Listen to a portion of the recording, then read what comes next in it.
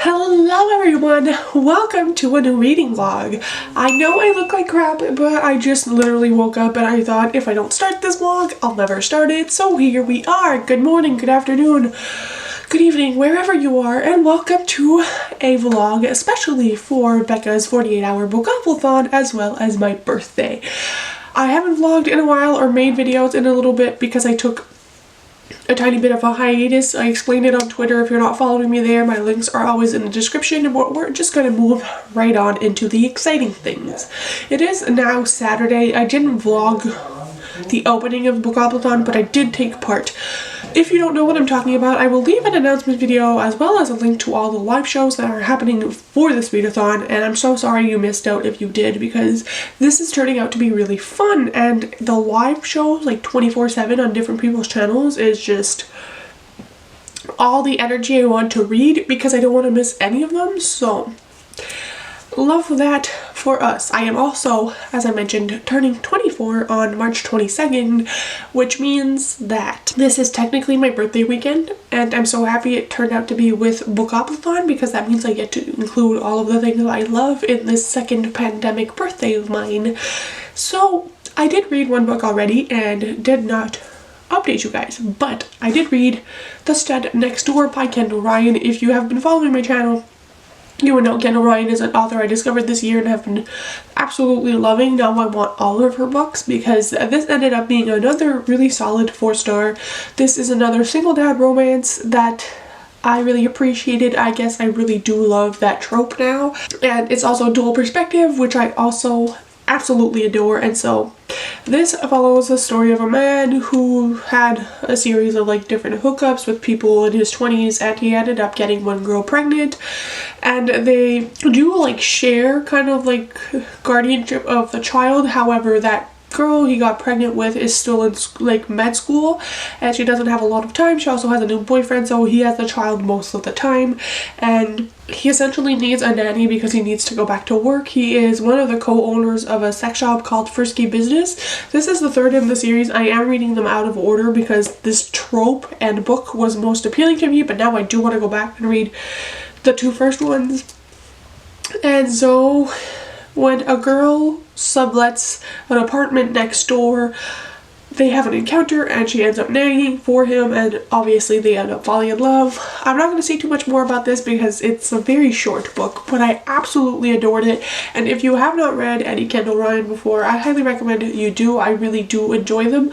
Obviously they are indie published. They're not like the best quality, but I think that for the enjoyment side of it, for me anyways, I loved it. It is also pretty steamy in my opinion. Like there are a lot of scenes later on in the book involving some stuff, so beware of that if you do want to try this author out and aren't super comfortable with the steam. But yes, one book down for the readathon, and truly my first book down for the readathon and the month, because I've been in a major life slump. So at least I have one book down for my birthday month.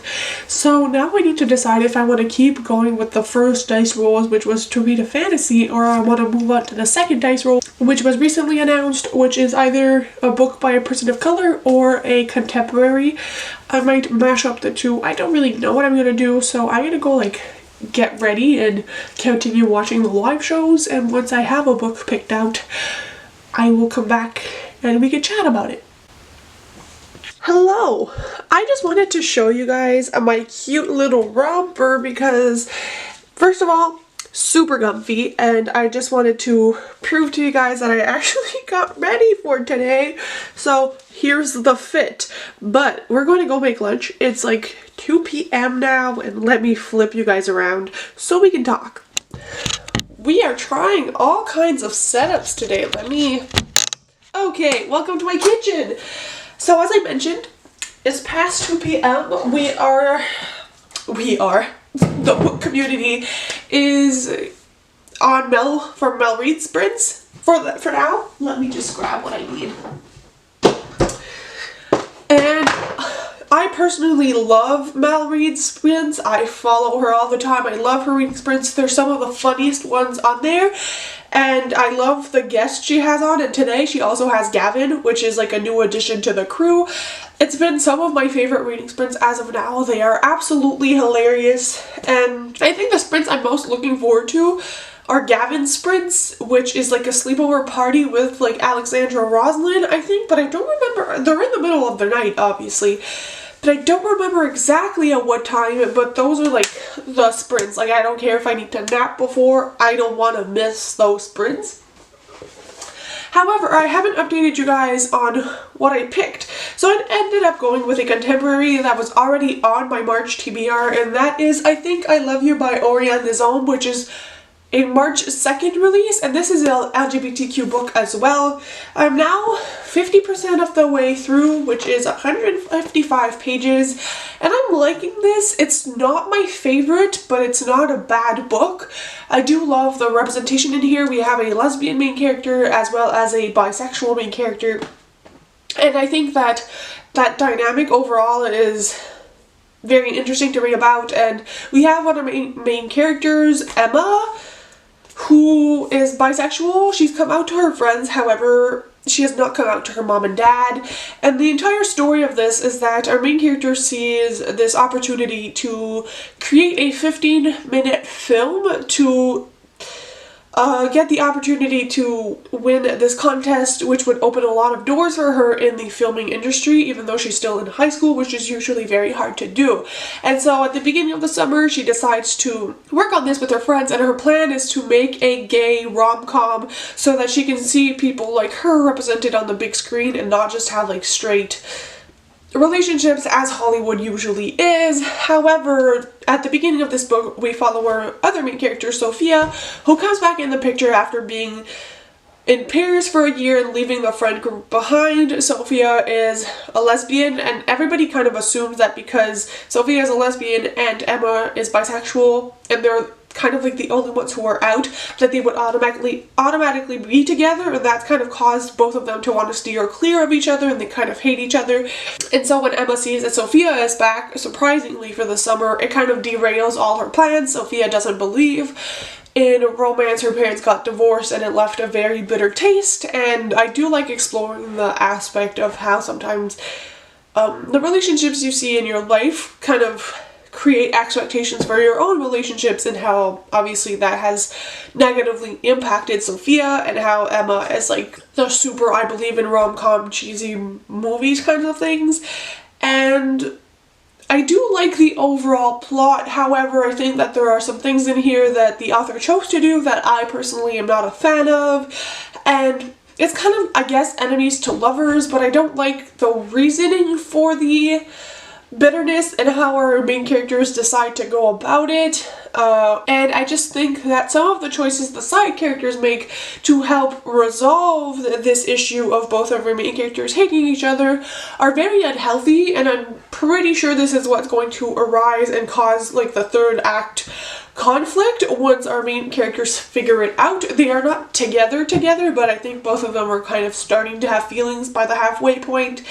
And I don't know, it just kind of leaves a bitter taste in my mouth, and I'm like, I'm not sure I can ship this with the way it started. And it's also harder for me to be invested in petty drama of a 16-year-old, and now that I'm really more into reading adult romance. But I think if you're 16, kind of like our main characters, I would definitely think that this is relatable, and what they're going through is relatable for a 16-year-old.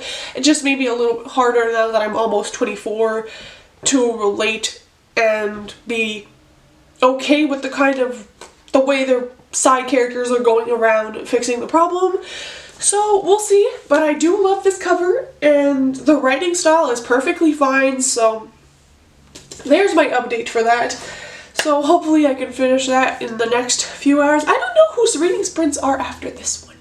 I should probably check that, but as a classy bitch as I am, we're gonna have chicken flavored 89-cent ramen for a kind of lunch because I don't want to make any food. And I feel like I forgot to mention the biggest part of this update, which is I lost power for a little while there, and like randomly there was I think an accident which caused power for a little section of my area to like go out, and so randomly it cut in the middle of sprints, and I was freaking out because like the whole point of this is that the 48 hours are live, and I was like, now I'm gonna miss the entire live show. And the last time I lost power was for 12 hours, even though it was just like, they were just doing something, but it took 12 hours to get my power back. And it's happened a few times, and one of the reasons I can't wait to move, because sometimes we lose power for the dumbest shit, but then I lose all the food I have. Anyways, it's back now, and I resumed, obviously, the sprints. I was really upset because they were Mel sprints, and like the banter and everything between them is hilarious. I love that friends group so much. So I was disappointed, but it really didn't last long. So we're back on track. I should finish this book and I guess be ready for the next roll drop when it does. I might start something else in between, or I guess keep reading Bridge of Souls, which is the third Cassidy Blake book, a middle grade series by Victoria Schwab. I only read 50 pages of that and put it down. So I'm gonna make my ramen and go probably hang out for this sprint. I don't think I'm gonna read, and I'll read for the final one until we move. I really don't know who sprinted next, but we're just gonna follow the sprinting train. So yes, so much to catch up on.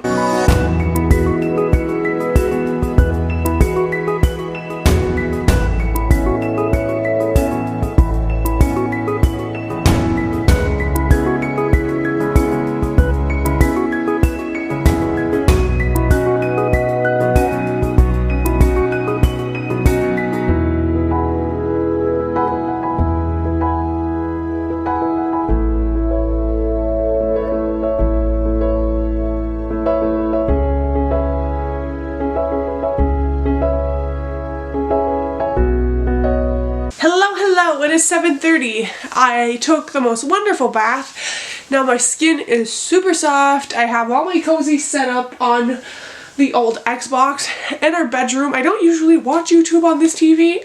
I don't know why. But we are here now. Got my fairy lights on, and I'm just ready for this slumber party, even though for me it's literally going to be 8 p.m. No one cares. And I'm also very excited for the next dice roll. I did not read anything else, as I mentioned before. I didn't know if I was going to wait or not for the next roll. I am. However, I noticed before that when I was talking to you guys about I Think I Love You in my previous clips this afternoon, my face was so zoomed in, it made me incredibly uncomfortable. So I deleted the clip, and I'm just going to talk you through my thoughts and feelings on this book right now while we wait for it to be 8 o'clock. I think I mentioned in one of my earlier updates that I had some issues, but that this book was still pretty fun, and that's kind of where my final thoughts landed on this. I put it through Compile, which is the rating system I use for all my books, which is created by Gia Book Roast. I'll leave her channel in the description. But it ended up coming out at a 3 stars, technically more of a 3.5, but if we don't do 0.5s, which I don't really care to do, it's a 3 star, and unfortunately will not be staying in my collection. Even though I really love the cover, I don't see myself rereading this, nor do I see myself really suggesting this book as like one of my top YA reads. However, what I will say is that it stands and holds a lot of value in the discussion that it has about coming out and being part of the LGBTQ community, and how that can be difficult, and how that does have an impact on all the relationships you have. One of our main characters, as I mentioned, is bisexual and has not come out to her parents, and that causes a lot of internal dilemmas as well as friction with the relationships which she has in her life. And I really liked how the book focused on the fact that each and everyone's experience in the LGBTQ community with coming out or fearing coming out or whatever else may be will be different, and that no two experiences are the same, but that you can also not understand if you're someone like me who is heterosexual. I am a woman who likes men, and so I will never really understand how hard it could be to come out to your parents or loved ones or whoever else you're coming out to, and that the way our main character expected it or wished it went. Maybe it didn't exactly go the way she planned, and how that can cause a lot of anxiety. I really loved the side of this that really had the representation. I loved the conversations around it. However, this book is literally just a book based off the miscommunication trope, which, to be fair, I think a lot of YA is based off the miscommunication trope, and a lot of romances are, but this is literally all it is. It is miscommunication after miscommunication, and if all of the friend group literally sat down within a couple of minutes, they probably could have at least reduced the amount of fights or incorrect assumptions they were all making, and that really rubs me the wrong way. I think because I'm growing older, I think that the value there is in talking is just, sometimes it's way too overdone to the point where I'm like, this is not a useful trope to have in your book, or you could have limited it to like one issue, not 14. And I think that was my real issue, and I think that even though I did somewhat like the characters, they weren't the most likable, and I think that every single one of our characters could have done things differently. And I know we're all flawed, and at 16 years old, this would have been really relatable, because their concerns and the actions and the path they go down, probably super realistic for someone who's 16. However, I am realizing that I am really stepping away from being 16 years old. Like, that's kind of been a while now, like 8 years. So it might not be for me. I'm not saying this isn't good for the right audience. However, I don't think it's a book that I think is revolutionary. I think the plot was laid and fun, but it was just like, it's an alright book. There's nothing wrong with it. But if you don't like miscommunication tropes, steer clear. However, if you are looking for a LGBTQ+ book, this could definitely be one. Also, I am not the right representation to be talking about it, so take it with a grain of salt. However, I did learn some things, and I always think it's useful to be in someone else's shoes and learn about other people's experiences, even though it's fiction. I do not, however, know if this is own voices, because this is a debut and there's not much information about the author.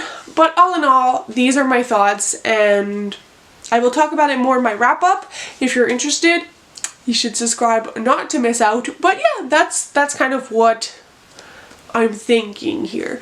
So I have a little bit of time, like 20 minutes before the readathon begins, so I think I'm just going to put myself to bed and just like brush my teeth and everything, so that I can curl up with a book once the next roles are announced, and we're gonna pray for the best. I don't know what I'm not in the mood for. I think I could be down for like a thriller or mystery, a romance, a middle grade. I don't really know, but I'll bring you along to find out.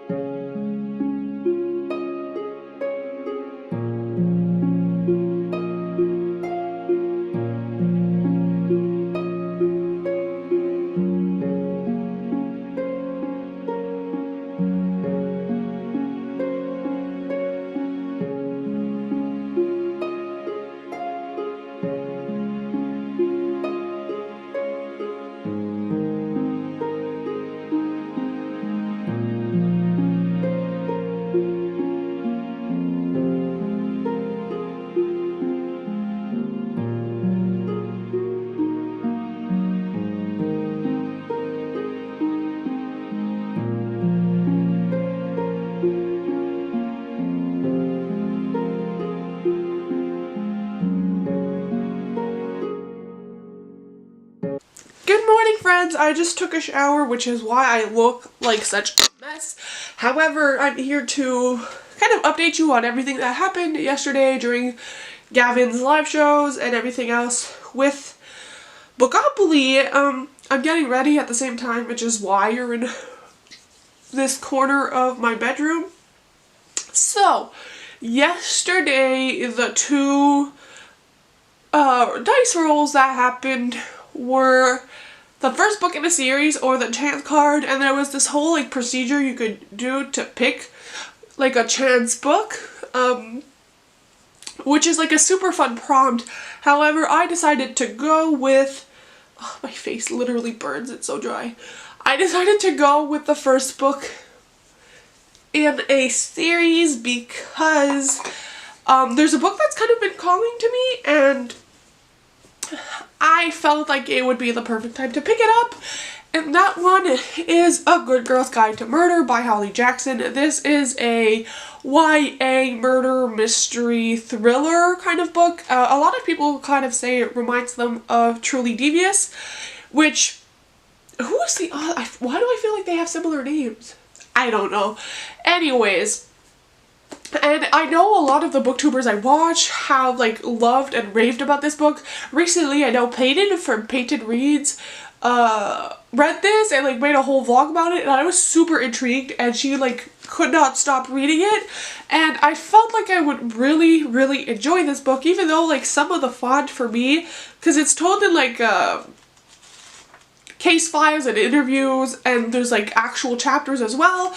I need glasses obviously in life, and so some of the font is a little bit tricky for me to read, but I am blowing through this book. I'm currently 149 pages, so 150 pages in, a little bit more than 1/4 of the way through. Yesterday I read till the end of part 1, and I read a little bit this morning, which the end of part 1 was, let me find it for you. Yeah, okay, like 108, so I read a little bit more. However, I got so spooked yesterday that I was like, I'm gonna have nightmares if I keep reading this at night, and every sound I heard was like freaking me out. So I decided to pick it back up this morning. I read 30 pages. Like the first 30 pages I read, I knew I was going to be obsessed. There are so many twists and turns and different things, and I am a sucker for anything detective. My favorite shows to watch are like the Law and Order, especially SVU. I love those shows, and I think it's probably because of the field of study I'm in. I like to see kind of the thought process of someone who's always been really interested in actual criminology, not just like thriller mystery books. And I feel like this one is really interesting, and there's so many things that could go in so many different ways, and it's been a really fun time, and I really desperately want book 2 right now, even though I'm not finished with book 1, because I know that book 2, even though it has to do with a completely different topic, I think the second one is like our main character Pip has a podcast. I'm gonna need it. Like I honestly, like I put it on my wish list so fast. Like I need this book so much, and I'm just so excited that I'm like finding another series that I really love. But I don't feel like I've summed this up really well, so let me just tell you real quick what it's about. But essentially it follows a main character who goes by Pip, and she has to do this kind of like end of year project, which I don't know if it's only a thing in the UK. We didn't really have that in Canada anyways during my curriculum. Like there's no end of year project that kind of like accompanies A-levels, and our main character decides to focus her project on like an investigation of the use of media to work on a case that's been closed in her town 5 years ago that was a murder case, and essentially the boyfriend of the girl who died was said to be the murderer. However, he committed suicide, and there was never like a really big amount of evidence, and so our main character doesn't think that's actually what happens, and she teams up with the alleged murderer's brother to kind of like investigate on her own, and I think she's going to figure out what actually happened. And the reason I got scared with not the beginning of this book, but like around page 100, is because she goes on a like little camping trip with her friends, and then something happens that's like has the potential to put our main character in a lot of danger. Let me just all over the place this morning. And so I'm thinking, like, obviously I know she's not gonna die or get really injured because there's a second book. Yeah, and you know, like, we're following the same character. But I just feel like the stakes are so high, just 150 pages in, and I'm like, what if one of her friends get injured? Or like, what if someone else dies? And I'm just like freaking out, and I knew I couldn't keep reading because I'm not someone who gets grossed out really easily, honestly. Like, I guess it's because of my field of work, but I've heard so many horror stories and seen so many things and lived through so many things that like I'm very desensitized. But the other day I watched CSI and then I had nightmares for like 2 days in a row, and I felt like something would happen similarly to that if I kept reading. So I put it down. I'm now on chapter 15, and obviously I want to keep reading, but this is probably going to be my last book for the readathon because some other prompts have already come out. However, this is a chunkier book than the last two I read. How many pages without spoiling myself? It's a little over 430 pages, so obviously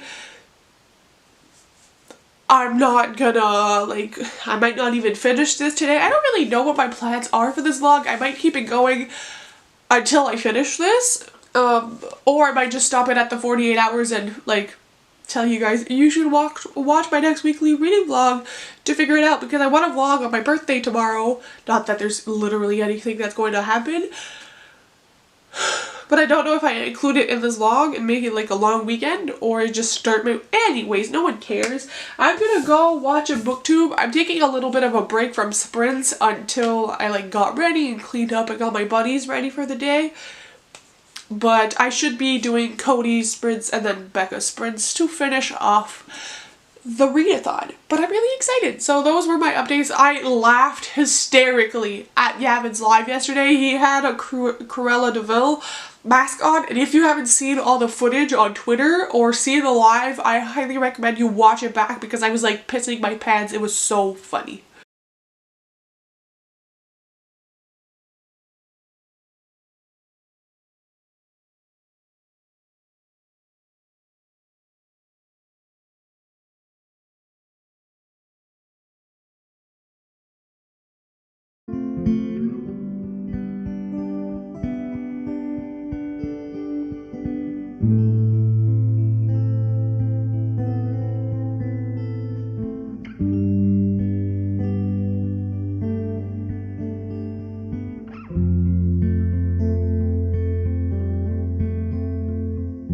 Hello everyone, I just came back from errands. I stayed in the car, but my boyfriend went to the thrift store to find some new clothes, and during that time I read more of this. I'm now 239 pages in.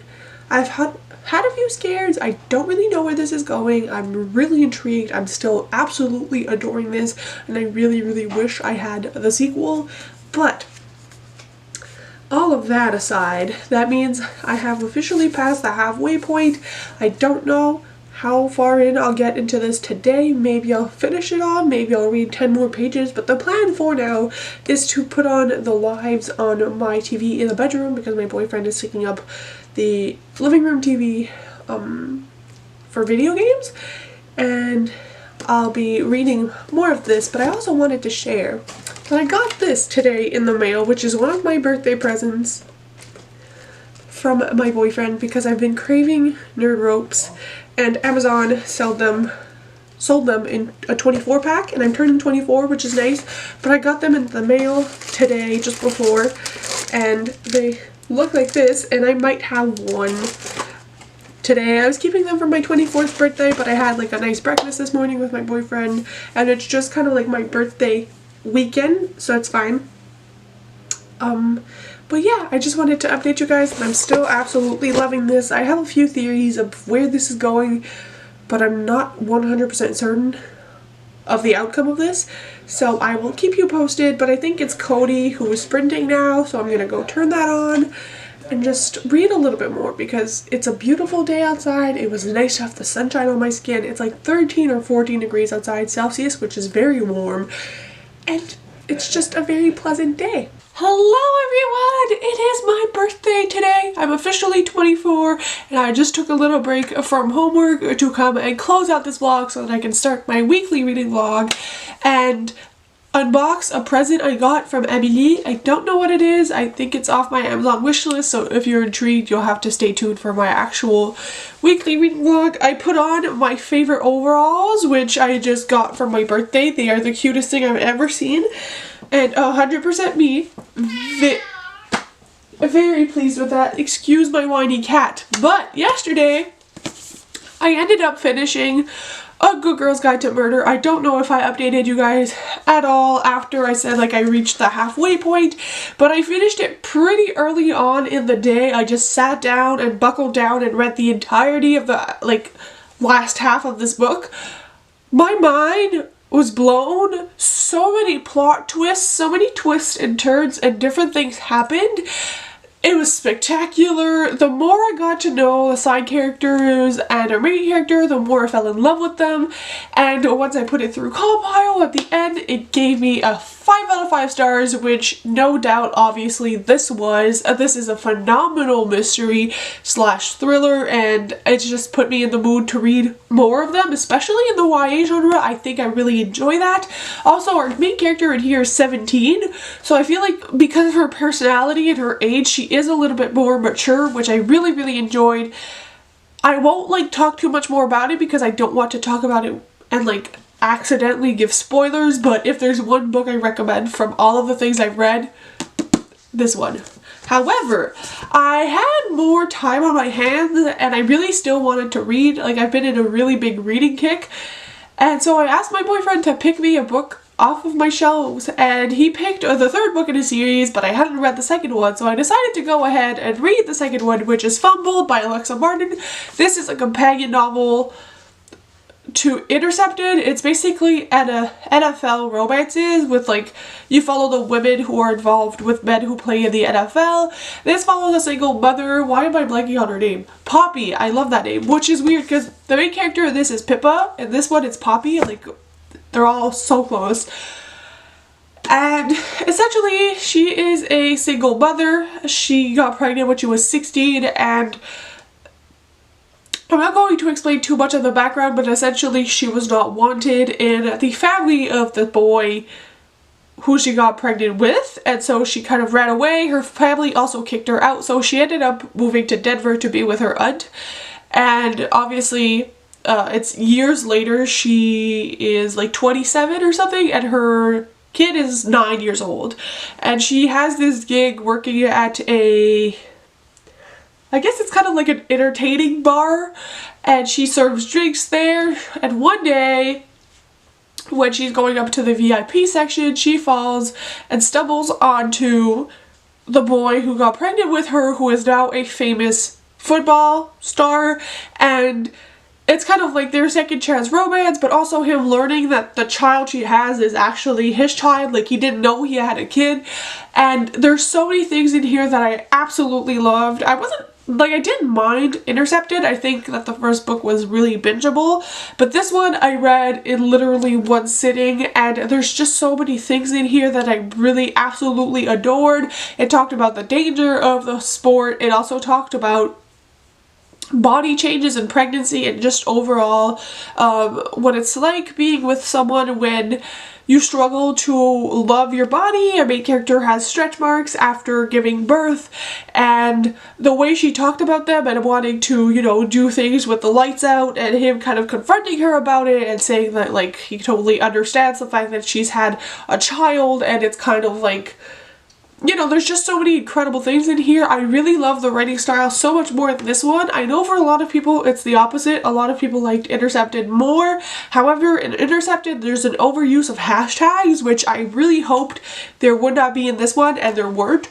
So I was very pleased with that, and overall just so incredibly enthralled, and now I can't wait to pick up the third book, which I have. There are 4 books in the series. I only own I unhauled Intercepted because it got like 3 stars, I think. I'm keeping this one because I ended up giving it 4 stars, and then I have Blitzed, which is the third book. So overall, not a bad weekend, technically.